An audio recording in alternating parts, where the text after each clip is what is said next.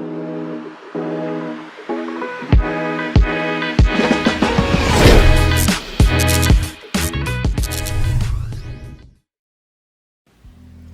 did something exhilarating not too long ago, about last year for my birthday, and it was one of the most phenomenal feelings I've ever felt. But before we go ahead and get into that, make sure you like, share, and hit that notification bell, that down there, and make sure you go ahead and check out some of our other videos. Now, one of the things that I want to tell you is I've always wanted to skydive.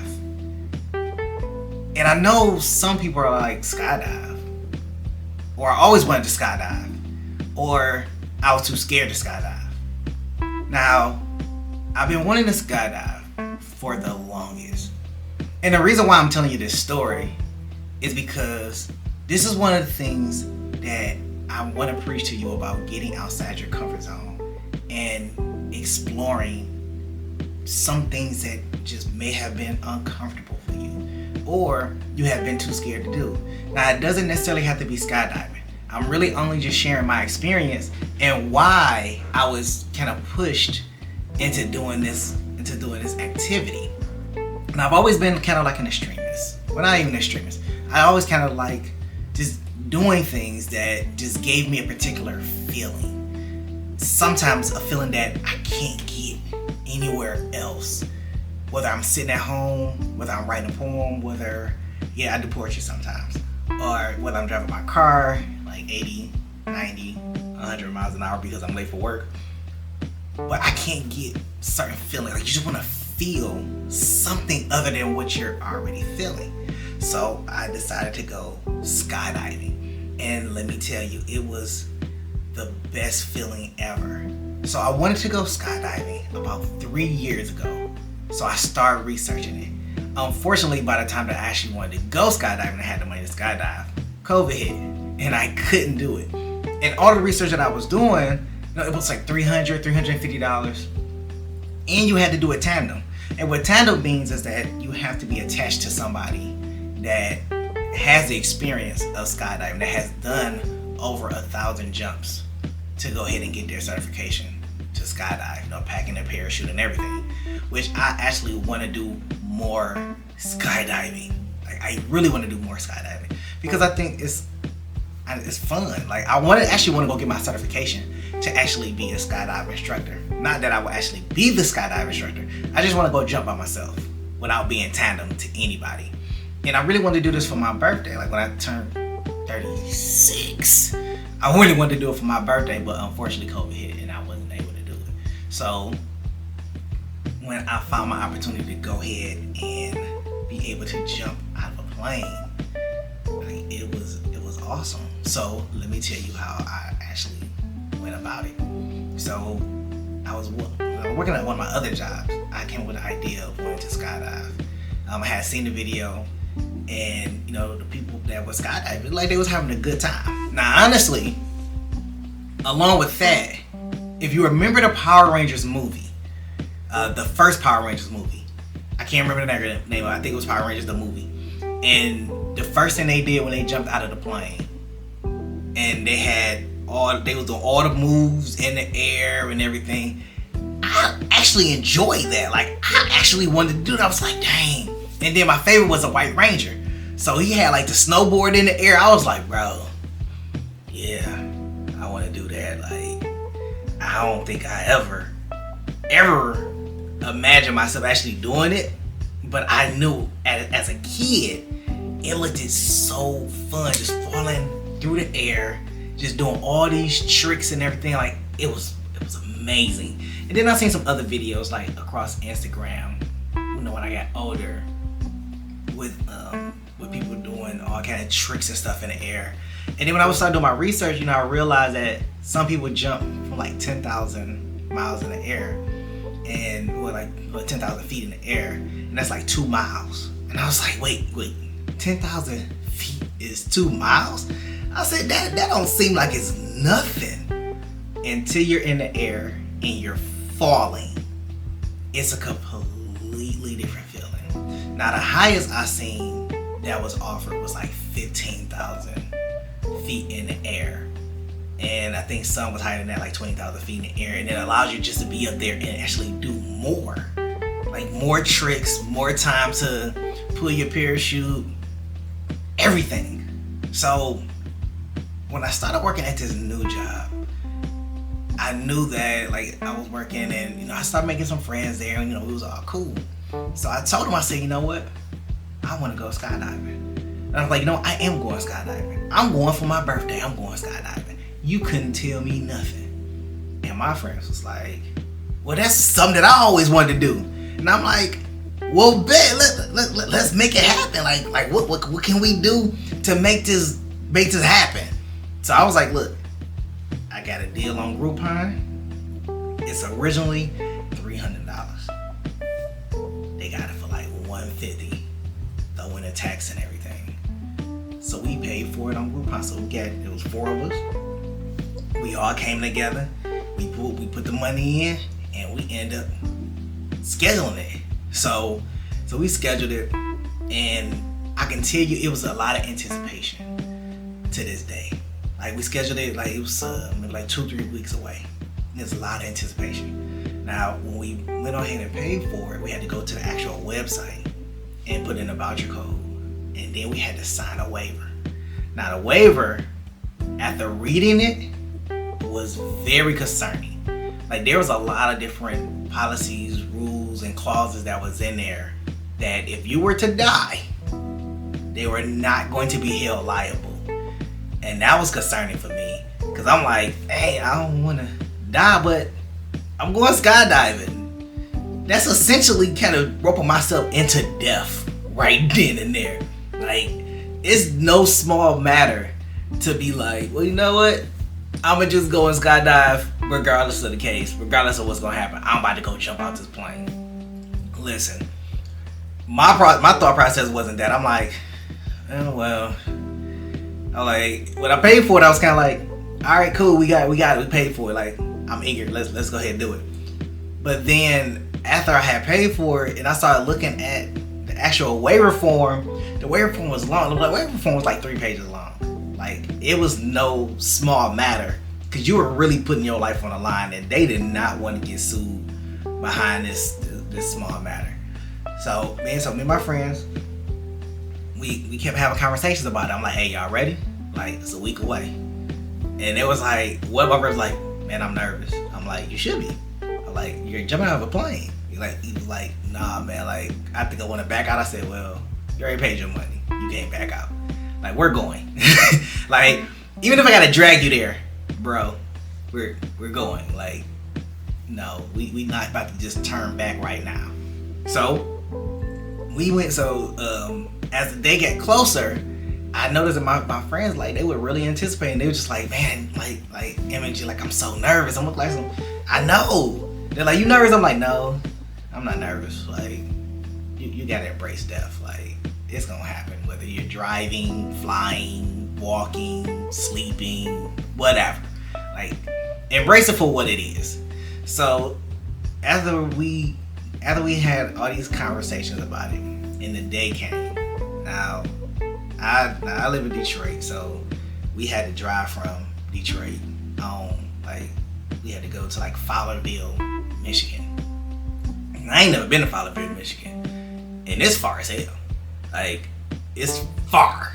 So me and my friend, me and her, we drove up there, and we were like, dang, like, where is that? So I'm actually behind, like, I'm late. So I'm trying to speed to get there, and like, traffic was not letting up for me. I'm like, why is it so much traffic today of all days?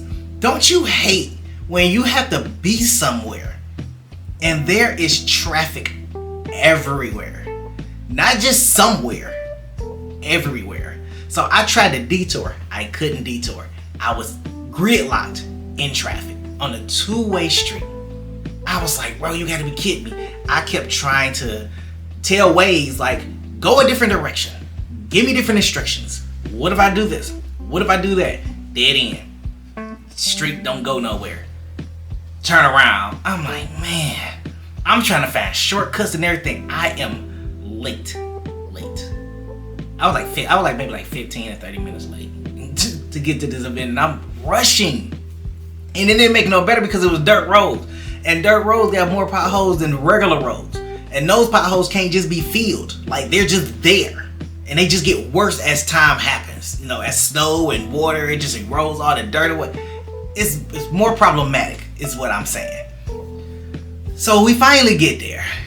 And we pull up, and I'm like, man, like, we pull up, and it's a neighborhood for the most part. Not like a neighborhood in a city. Like, it's just a regular neighborhood. Like, it's houses far in between because it's like rural. It's like a rural area.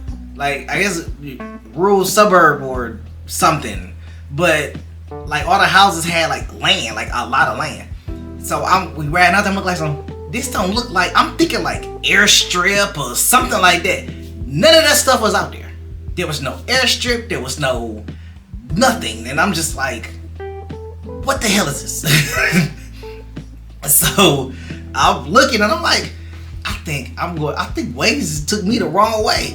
I'm like, man, I'm gonna have to Google this shit.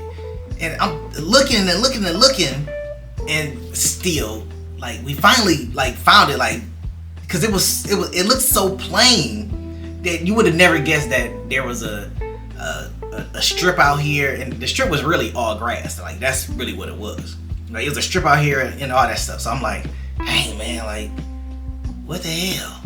So I essentially started to feel like I failed because I couldn't find it, and I was like, man, they about to say that we can't do it and everything. So we get there, so we pull up, we'll go hum down the street, and you know, we made it left into the parking lot and we found it. And I was like, I would have never known that this was here. Like, it just looks like a regular barn place. I mean, it wasn't like a barn, but it was just like a little trailer that was sitting on some stuff. like some cedar blocks, and it just looked plain. Like, you just would have never thought it. And then like, it's not like they had planes that was lined up and everything, or it was a big sign that said, yeah, hey, jump out of a plane here. Like, it just didn't have that. And so we get out of the car, and then my friends, they was in the car next to us or whatever. I had pulled up in the car next to us, so we go over there. And you know, I see my friends and everything, and I see one of my other homeboys, and we was talking and everything. So we go in, and I paid for the video too. So the video was actually pretty awesome. So I actually paid for the video, and because it was like $20 more to pay for the video. So I paid for the video, and then we watched some other people come down. So we were watching them, and we watching planes go up, and it was like a little 2-seater passenger plane, but it didn't have the second seat or whatnot. And I'm telling you this story because this actually fell on like my before. So everybody have a bucket list. I have a before I die list. So, and I guess it's the same as a bucket list, but mine's a little bit more direct to the point. So this is before I die list, because you know you never really know when it's gonna happen. So you have to do the list before you die. And I got a few other lists too, but this is my before I die list. I got a few other things on there. I'll probably throw that out here too, but whatever. So, anyways, so we go ahead, we finalize and we pay. We sign some more paperwork.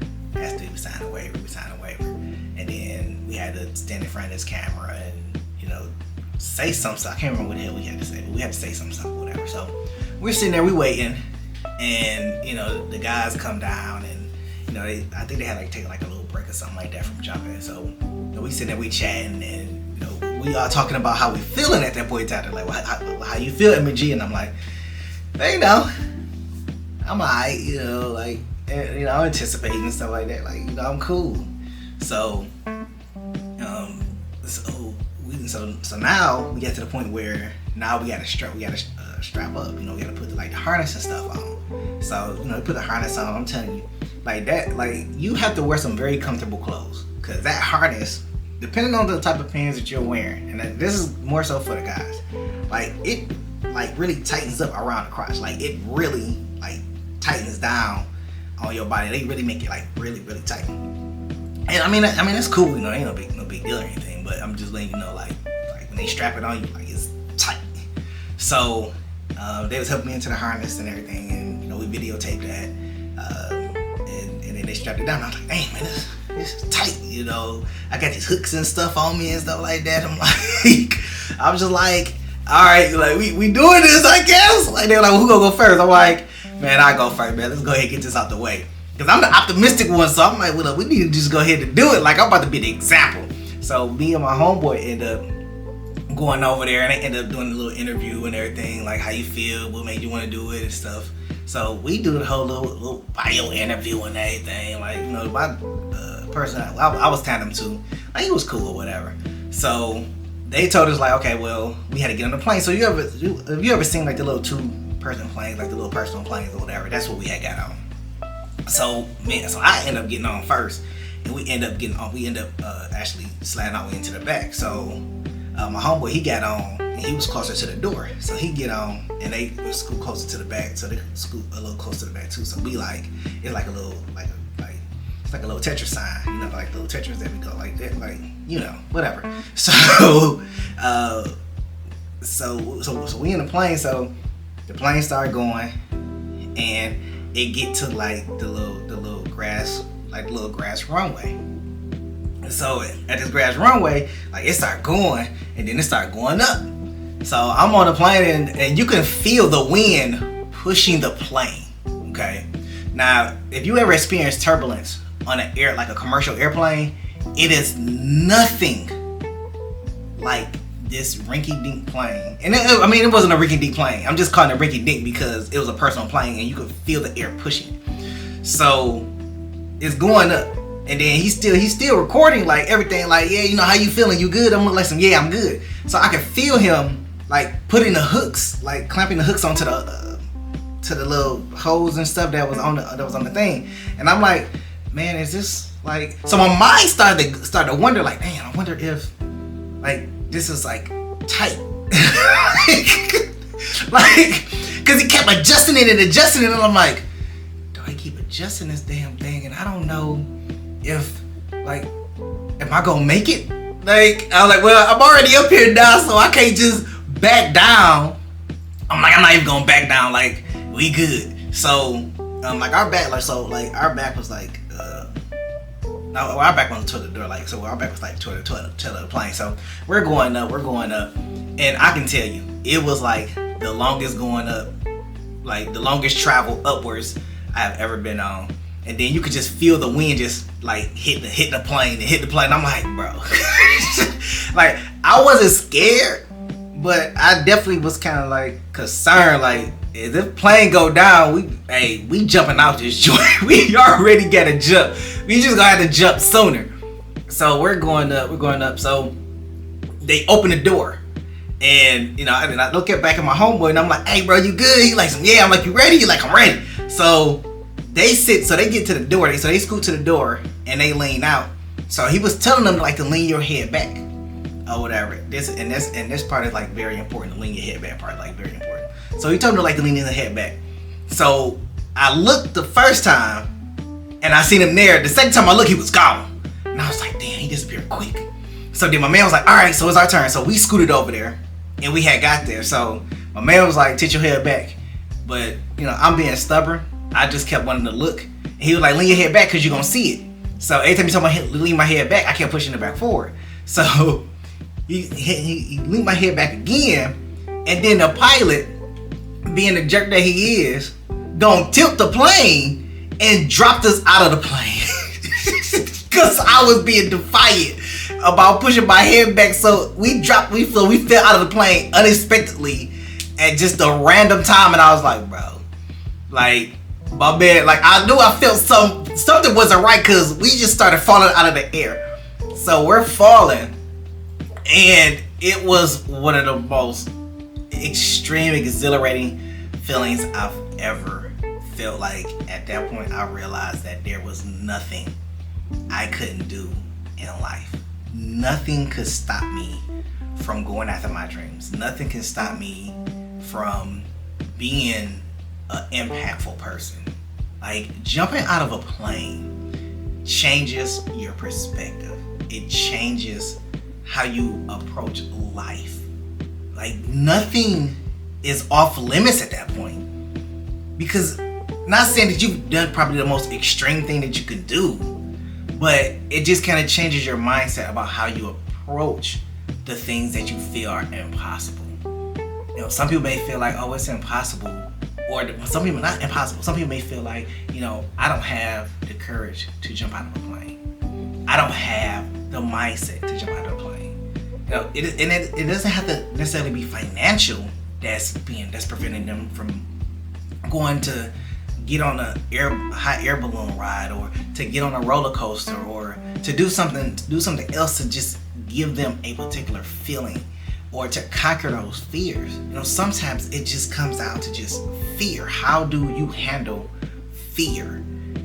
And some people are just frightened of some of this stuff. Some people are frightened of the unknown. So this is my story to let you know that you have the power. You have the dexterity. You have the durability. You have the energy to go beyond yourself and to evolve into something new. Snakes shed their skin all the time. You can too. You can shed your skin and become a new person. You can shed your skin and evolve past who you were last year. Sometimes you don't have to wait for the new year to be a new you. You can become a new you on your birthday, because that's essentially your new year. I'm gonna say that one more time for you. Your birthday essentially starts your new year. The new year is for the world changing to the next year. So that makes the world 2024 years old. You're turning whatever year old, whether you're turning 21, whether you're turning 25, whether you're turning 30, whether you're turning 35. That's your new year. And you're celebrating your new year on your birthday, but that doesn't mean that you have to stay the same person that you were at 34 going into 35. Everybody talks about what that chapter is going to do to them and what it's going to be, but nobody celebrates it or makes the change. Let me take that back. Some people don't look at it and make the appropriate change when they turn a new age.